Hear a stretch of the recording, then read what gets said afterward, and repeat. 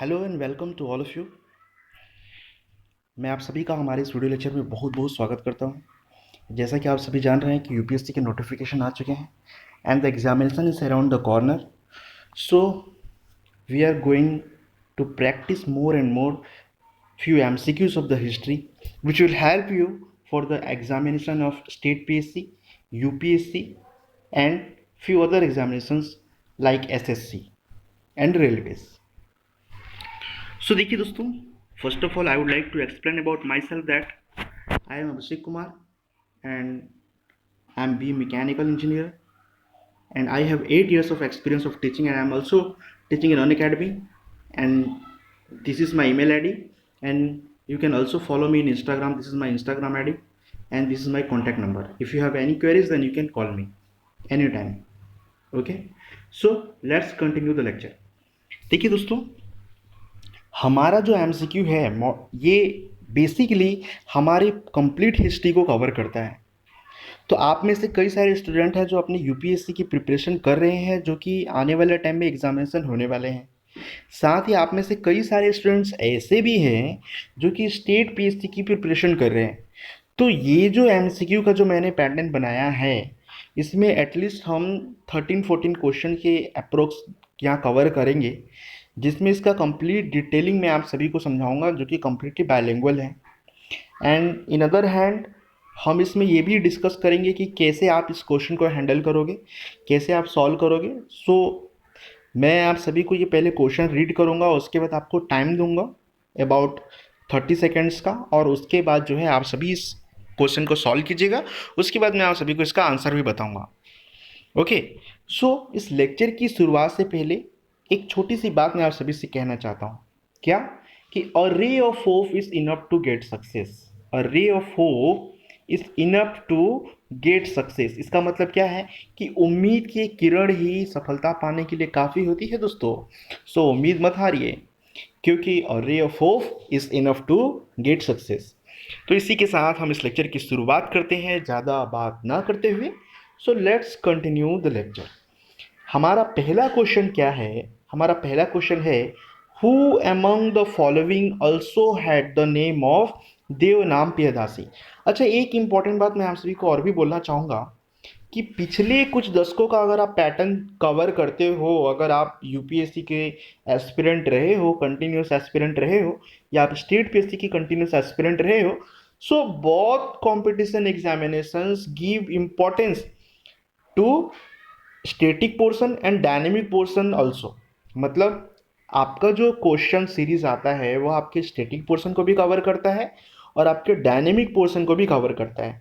Okay, सो हम यहाँ पे डिस्कशन करने वाले हैं कुछ स्टैटिक पोर्शन के क्वेश्चंस को, क्योंकि मोस्ट ऑफ द स्टूडेंट्स जो हैं, स्पेशली अगर मैं बात करूँ तो यूपीएससी की प्रिपरेशन करने वाले स्टूडेंट्स, उनका जो है डायनेमिक पोर्शन ठीक रहता है, कॉन्सेप्चुअली वो लोग स्ट्रांग रहते हैं।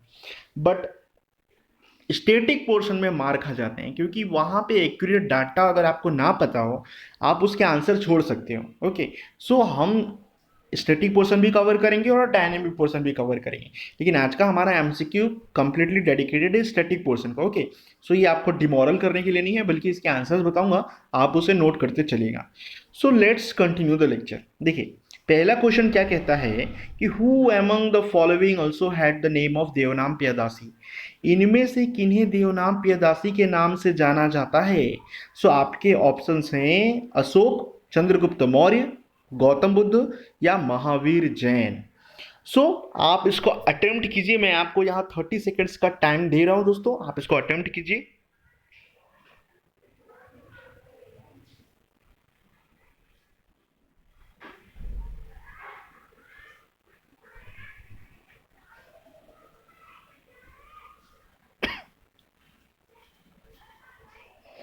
होपफुली आपने अटेम्प्ट किया होगा। काफ़ी ईजीएस्ट क्वेश्चन है ये। अगर आपको इसके बारे में नहीं पता तो आप नहीं बता सकते, क्योंकि यहाँ कंप्लीटली देखिए, ये इसमें लोग ज़्यादातर कंफ्यूज होंगे। तो आप में से कई सारे स्टूडेंट्स ने यहाँ पे बताया है कि वो गौतम बुद्ध को बताना चाहते हैं देवनाम प्रियदासी, लेकिन ऐसा कुछ नहीं है दोस्तों। कई सारे स्टूडेंट्स ने यहाँ ये भी कहा कि महावीर जैन को हम देवनाम प्रियदासी कहेंगे, लेकिन ऐसा कुछ नहीं है। इसका आंसर होगा आपका अशोक। तो यहाँ देखिए, एक्चुअली इसको क्या है, एक्चुअली इसकी कहानी क्या है।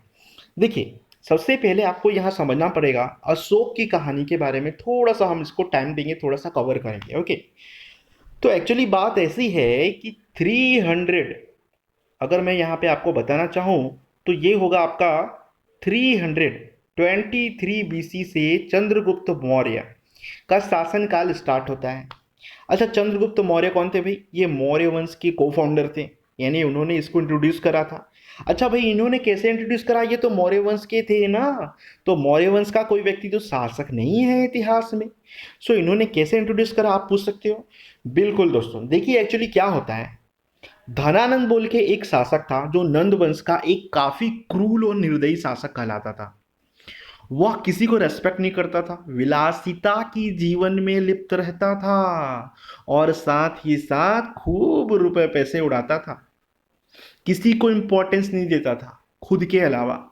ओके, तो धनानंद ने उसके ही एक आचार्य जिनका नाम था चाणक्य, उनका उन्होंने इंसल्ट कर दिया दोस्तों। क्या कर दिया? इंसल्ट कर दिया। अब इंसल्ट करने की वजह से मतलब उनके छाती में उन्होंने लात दे मारी और जो चाणक्य थे वो फेंका गए वहां से, मतलब कि सीढ़ियों से नीचे गिर गए धड़ाम धड़ाम करते। सो फाइनली उन्होंने उनको चैलेंज कर डाला कि मैं तुम्हारी कुर्सी हिला डालूंगा, ओके, और तुमको इस कुर्सी सहित उखाड़ के फेंक दूंगा, और मैं ये योग्य शासक को यहाँ बैठाऊंगा, ना कि तुम्हारे जैसे मूर्ख शासक को। तो इस बात से चाणक्य ने अलग अलग क्षेत्रों में भ्रमण करा और चंद्रगुप्त मौर्य को चुना और उसको ट्रेनिंग दिया, और फाइनली जो है उन्होंने अपनी नीतियों की सहायता से, अपने ज्ञान की सहायता से चंद्रगुप्त मौर्य को एक इतना टैलेंटेड पर्सन बनाया। फाइनली चंद्रगुप्त मौर्य ने धनानंद को कुर्सी समेत उखाड़ फेंका, उसको मौत के घाट उतार दिया, और फाइनली जो है एक भारतवर्ष का निर्माण करना उन्होंने प्रारंभ कर दिया। तो उससे पहले का जो भी ओवर टाइम पीरियड था, उससे पहले का जो भी आप टाइम पीरियड देखते हो, भले आप इंडस वैली सिविलाइजेशन देखते हो, भले आप वैदिक एज देखते हो, भले आप अलग अलग टाइम पीरियड देखते हो, तो उन सभी टाइम पीरियड्स में आपको वो क्लियर नहीं होता कि किस टाइप का हमारा देश जो है, हमारा इंडिया जो है, वो कौन कौन से स्टेट को मिला करके बना था। क्योंकि वैदिक एज के बाद अगर आप कवर करते हो तो महाजनपदास को कवर करते हो, and mahajanapadas are really different. कहीं पे वैशाली था, कहीं पे वज्जी था, कहीं पे कुछ और था, राजगृह था। तो अलग अलग क्षेत्रों पे अलग अलग महाजनपदास थे, ये सभी कलेक्टिवली नहीं थे, जिसको जो है आगे जा करके महाराजा अशोक ने इसको सभी को एक गुट में बांध के रखा। ओके, सो चंद्रगुप्त मौर्य ने यहाँ पे अपनी जो है मौर्य डायनेस्टी की प्रारंभ कर दी 323 BC से दोस्तों, और उसके बाद इनका टाइम पीरियड रहा 298 BC तक इन्होंने अपना कार्यभार संभाला। अच्छा, तो यहाँ ये बता दीजिए सर, इसके बाद कौन आए? तो चंद्रगुप्त मौर्य के बाद उनके पुत्र हैं बिंदुसार, तो उनका कार्यकाल चला 298 से लेकर के 273 BC तक बिंदुसार ने अपना शासन चलाया। और इसके बाद बिंदुसार के 4 बेटे थे, जिनमें बड़े बेटे का नाम था सुसीम। तो जो सुसीम था दोस्तों, वो काफी निर्दयी था, वो जनता की बिल्कुल सेवा नहीं करना चाहता था, बल्कि काफी जेलस पर्सन था, काफी लोगों को नुकसान पहुंचाने वाला व्यक्ति था। और इनका छोटा भाई था अशोक। तो Ashoka was more better and better than the Susima. So Bindusara ये चाहते थे कि अशोक ही राजा बने, लेकिन वो सुसीम से भी बहुत प्यार करते थे। तो यहां पे डिफिकल्टी ये आई कि जब बिंदुसार की मृत्यु हो गई, उसके बाद अशोक ने कहा मैं गद्दी पे नहीं बैठूंगा जब तक मैं सुसीम से मेरे पिता की मौत का बदला ना ले लूं। और फाइनली उन्होंने सुसीम को मौत के घाट उतारा, और उसके बाद 269 BC में वो जाकर के कुर्सी पे बैठ जाते हैं। अच्छा, तो ये जो डेट है दोस्तों 269, ये सब याद रखिएगा, बिल्कुल आप नोट डाउन करते चलिए इस सबको।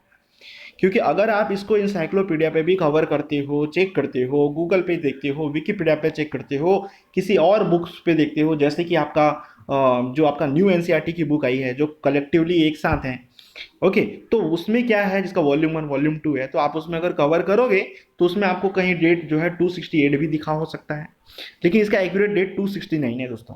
268 से तो उन्होंने अपनी शासन व्यवस्था प्रारंभ करी ना, और फाइनली जो है 268 से उन्होंने अपनी शासन व्यवस्था प्रारंभ करी, जिनको उनकी माता ने प्यार से कहा तुम प्रियदासी के समान हो, क्योंकि काफी कोमल हो, काफी सौंदर्यवान हो, इसलिए उनको कहा उन्होंने तुम प्रियदासी के समान हो। तो आप इसको याद रखिएगा। तो हमारा पहला क्वेश्चन का आंसर है अशोक। होपफुली आपको ये क्लियर हो गया होगा दोस्तों। अब बढ़ते हैं हम अगले क्वेश्चन की ओर। Now we are going to discuss the second question. Second question है, which event brought about profound change in the Ashoka's administration. मतलब किस घटना ने अशोक के प्रशासन नीति में गहरा परिवर्तन लाया। तो यहाँ देखिए आपके सामने ये ऑप्शंस हैं, ये क्वेश्चंस मैं रख देता हूँ। ये ऑप्शंस आप खुद पढ़िए और एक बार आप इसको बनाने की कोशिश कीजिए। आपको 15 सेकंड्स का यहाँ मैं टाइम देता हूँ दोस्तों।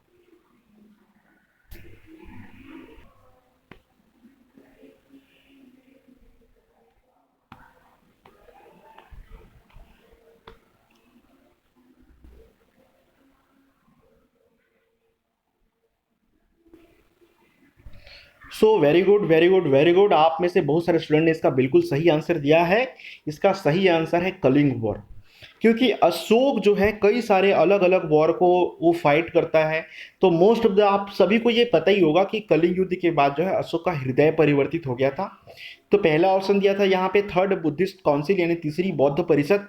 तो यहाँ आपको ये कवर करना है, ये क्वेश्चन है तो दूसरी बौद्ध परिषद किन्होंने बनाई थी। दूसरी बौद्ध परिषद जो है किन्होंने अरेंज करी थी। ये इन्होंने तीसरी बौद्ध परिषद के बारे में यहाँ पे ऑप्शन दिया है ना। और पहली बौद्ध परिषद किन्होंने अरेंज करी थी, तो मैं आपको ऑप्शन बता देता हूँ। इसमें आपके आएंगे कालाशोका और आपके आएंगे अजातशत्रु और उसके बाद है आपके अशोक। तो आपको यहाँ कंफर्म करना है कि कौन सी बौद्ध परिषद किन्होंने बनाई थी। ओके, आपको ये चेक करना है, बाकी मैंने इतना हिंट दे दिया आपको। तो यहाँ पे देखिए आपका थर्ड ऑप्शन था, he is embracing of Buddhist. उनका बौद्ध धर्म में अवतार लेना। तो क्या ये वो रीजन था? नहीं, ऐसा कुछ नहीं हुआ था। उन्होंने बौद्ध धर्म में कोई अवतार लेने का काम नहीं करा। उन्होंने यही करा बस कि बुद्धिज्म को उन्होंने प्रमोट करने की कोशिश करी। Okay, he is sending missionaries to Ceylons. मतलब उनका मिशनरीज जो है सिलोन भेजा गया था दोस्तों, एक्चुअली सिलोन भेजा गया था। तो क्या ये आंसर है जिसकी वजह से उनकी प्रशासन नीति में चेंजेस आया? बिल्कुल ऐसा नहीं है। कलिंग में उन्होंने जो नरसंहार किया, जो बूढ़े बच्चे महिलाओं को सबको उन्होंने मौत के घाट उतार दिया। बल्कि तो कहें तो कलिंग का मैदान ही पूरा लाशों का ढेर बन गया दोस्तों। सो फाइनली इनको काफ़ी दुखद लगा ये घटना कि मेरे कारण इतने निर्दोष लोगों की जानें चली गई। ओके, सो फाइनली इस बात को उन्हें खेद हुआ। और इस बात की उन्हें पुष्टि किन्होंने कराई?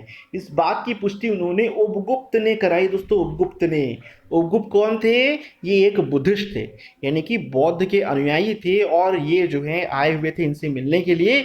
जब ये भारत भूमि में अपना पहला चरण रखते हैं, इनका पैर एक दलदल में घुस जाता है, तब इनको पता चलता है ये दलदल क्या है भाई। जब ये अपने पैरों को वहां से निकालते हैं तो पता चलता है ये दलदल नहीं, ये तो हाड़ मास का एक नदी बह रहा है जिसमें कई सारे लोगों की लाशें तैर रही है, खून से लथपथ वो जगह फैली हुई है।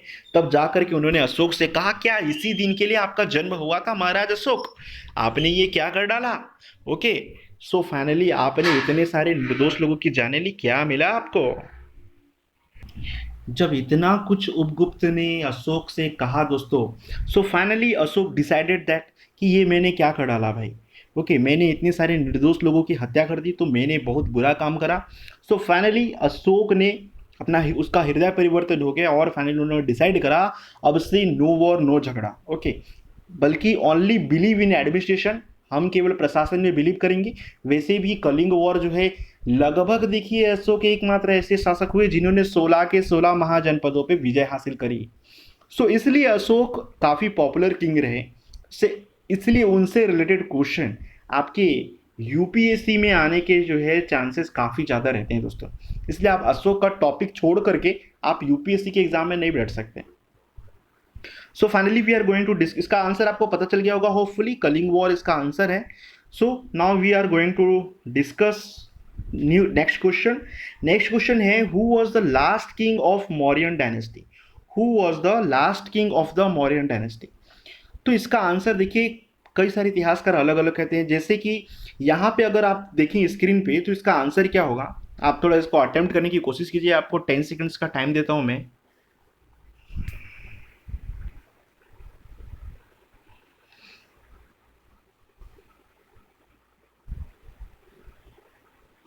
होपफुली आपने इसका आंसर अटेम्प्ट कर लिया होगा, क्योंकि आपके पहले ऑप्शन है Ashok Chandragupta Maurya, second option Brihadratha, third option, and fourth option Chanakya.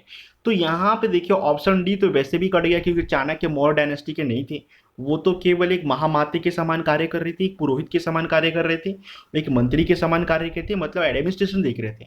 और मौर्य काल का अंतिम शासक कौन था, ये क्वेश्चन है ना आपका। तो मौर्य काल का अंतिम शासक कौन था, तो ऑब्वियस ही बात है चंद्रगुप्त आते हैं। चंद्रगुप्त मौर्य भी नहीं है, क्योंकि इन्होंने तो को फाउंडर थे। इसके बाद जो है चंद्रगुप्त मौर्य के बाद बिंदुसार आते हैं, उसके बाद अशोक आते हैं। अशोक के बाद जो है और भी अलग अलग शासक आते हैं, जिनमें से एक है बृहद्रथ। तो अशोक के बाद भी और भी शासक आए, क्योंकि सबसे पहले चंद्रगुप्त मौर्य आए, फिर उसके बाद बिंदुसार आए, फिर अशोक आए, उसके बाद और भी शासक आपको नजर आते हैं। तो वैसे एक्चुअली कहा जाए तो कैकुबाद को कई लोग जो हैं आपके मौर्यन डायनेस्टी के अंतिम रूलर के नाम से जानते हैं, लेकिन कैकुबाद यहाँ ऑप्शन नहीं दिया है, इसलिए आप जो है ऑप्शन नंबर सी में टिक लगाओगे। तो आपका ऑप्शन नंबर सी यहाँ पे करेक्ट आंसर होगा आपका, मतलब कि Brihadratha was the last king of the Mauryan dynasty. So Brihadrat will be the answer, मतलब option number C will be the correct answer. Okay, तो आंसर क्या आ गया आपका सी। तो वैसे कैकुबाद को भी जो है अंतिम शासक के रूप में जाना जाता है। और इसके बाद भी अगर आप बात करें तो क्यूमर सबसे लास्ट किंग था, लेकिन ये उतना पॉपुलर नहीं था, इसलिए इनका जो है हिस्ट्री में उतना वर्णन नहीं मिलता हमको। सो फाइनली हमारा आंसर जो है बृहद्रथ को हम यहाँ पे टिक लगा सकते हैं दोस्तों। ओके,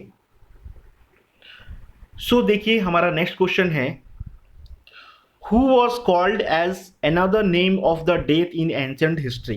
प्राचीन इतिहास में किसे मौत के दूसरे नाम के रूप में जाना जाता है।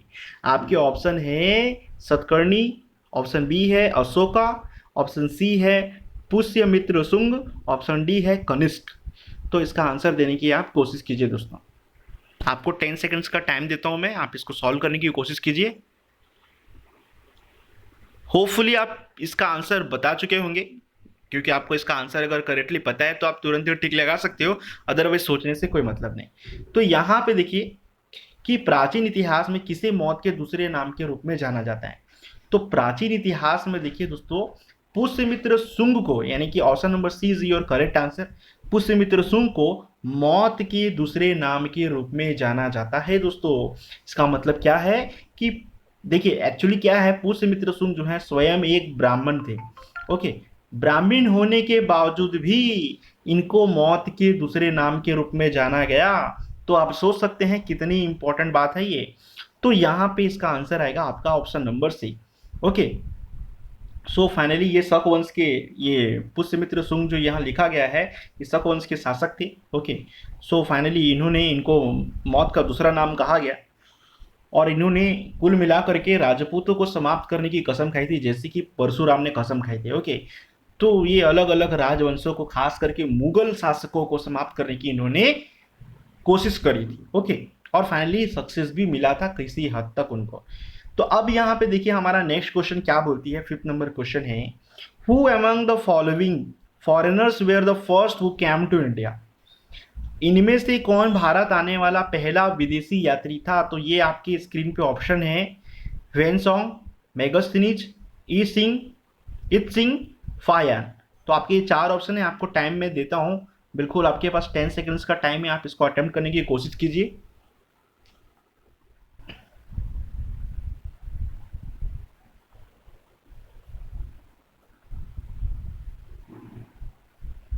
होपफुली आपने इसका आंसर बता दिया होगा दोस्तों। काफ़ी इंपॉर्टेंट क्वेश्चन है, क्योंकि मोस्ट ऑफ द स्टूडेंट क्या कहते हैं कि भारत आने वाला पहला विदेशी यात्री फायान था। कई सारे स्टूडेंट्स का ऐसा मानना है। ओके, माफ कीजिएगा, बट ऐसा नहीं है दोस्तों। भारत आने वाला पहला विदेशी यात्री मेगस्थनीज है। मेगस्थनीज इसका आंसर होगा। ओके, सो आप यहाँ पे गलती मत कीजिएगा, इसीलिए तो मैं कह रहा था कि स्टैटिक पोर्शन में कई सारे बच्चों की गलतियां आती हैं, कई सारे बच्चों की गलतियां नजर आती हैं स्टैटिक पोर्शन में भाई, और स्टैटिक के क्वेश्चन तो आने ही हैं सही, तो हम उसको छोड़ नहीं सकते। स्पेशली अगर हम बात करें तो एंशिएंट हिस्ट्री से most of the question static के ही आते हैं, वहाँ पे कोई लॉजिकल क्वेश्चन नहीं होता। अगर लॉजिकल क्वेश्चन पूछने ही रहते हैं तो मॉडर्न हिस्ट्री से या मॉडर्न हिस्ट्री से आते हैं लॉजिकल क्वेश्चन। तो एंशिएंट हिस्ट्री से हमको मोस्ट ऑफ द टाइम, हमको एंशिएंट से, मिडेवल से, हमको ऐसे ही क्वेश्चन नजर आते हैं स्टैटिक टाइप के। तो हम बढ़ते हैं आगे अगले क्वेश्चन पे। अगला क्वेश्चन है हमारा, which two kingdom expanded in Deccan region during post Mauryan age about 2200 years ago. मतलब लगभग 2200 वर्ष पूर्व उत्तर मौर्य काल में दक्कन के क्षेत्रों में किन दो साम्राज्य का विस्तार हुआ। तो सबसे पहले आपको यहाँ ये पता होना चाहिए कि ये दक्कन का क्षेत्र कौन सा है। तो इस क्षेत्र को दक्कन का क्षेत्र कहते हैं दोस्तों। इंडिया का ये साउदर्न पार्ट है। यहाँ से आपकी ये ट्रॉपिक ऑफ कैंसर यहाँ पे ये क्रॉस होती है, यानी कि कर्क रेखा पार होती है।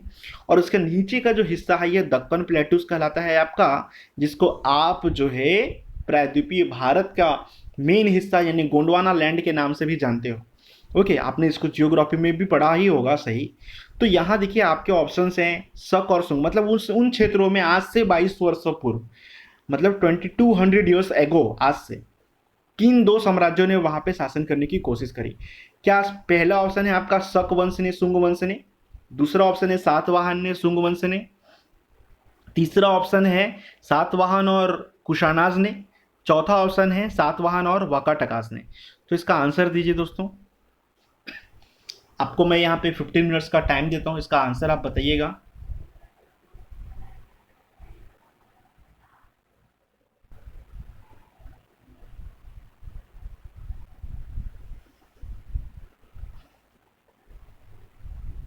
होपफुली आपने इसका आंसर जो है वो करेक्ट कर लिया होगा। सो इसका आंसर मैं आप सभी को बताना चाहूंगा कि सातवाहन और वाकाटकास ने इन क्षेत्रों पे शासन किया। ये इंडिया का ये वाला पोर्शन है ना, तो यहाँ पे सातवाहनों का शासन था दोस्तों। ओके, तो सातवाहन जो थे इनका शासन था यहाँ पे। ओके, और ये जो वाकाटकास वंश है इनका भी यहीं पे शासन था इस तरफ। बाद में जाकर के वो बहमनी साम्राज्य के अंतर्गत आने लगा था और बहमनी शासकों ने उन क्षेत्रों को भी जीत लिया था। ओके, तो आपका option number D will be the correct answer. So finally ये आपके कुछ क्वेश्चंस हो गए, कुछ एमसीक्यूज हो गए। Next part of this MCQ series we will cover in the next video. Okay, इसका हम अगला पार्ट जो है नेक्स्ट वीडियो में अपलोड कर देंगे। होपफुली आप सभी इंजॉय कीजिएगा हमारे पूरे टेस्ट सीरीज का। बहुत सारे टेस्ट सीरीज के क्वेश्चंस देखने हैं, जिसमें आज तो हम स्टैटिक पोर्शन कवर कर रहे हैं। नेक्स्ट टाइम में मैं स्टैटिक और डायनेमिक दोनों टाइप के क्वेश्चंस आप सभी के लिए अवेलेबल कराऊंगा। होपफुली आपको ये वीडियो लेक्चर पसंद आया होगा और काफ़ी ये बेनिफिशियरी है, क्योंकि इसमें ना ही मैंने किसी प्रैंक वीडियोस के बारे में बात करा है, ना ही किसी टिकटॉक वीडियोस को बनाने की कोशिश करी है, बिकॉज ये आपका एजुकेशनल वीडियोस है। होपफुली आपको पसंद है और आप इस चैनल को सब्सक्राइब करें। So good luck to all of you, thanks for watching once again. आप होंगे कामयाब।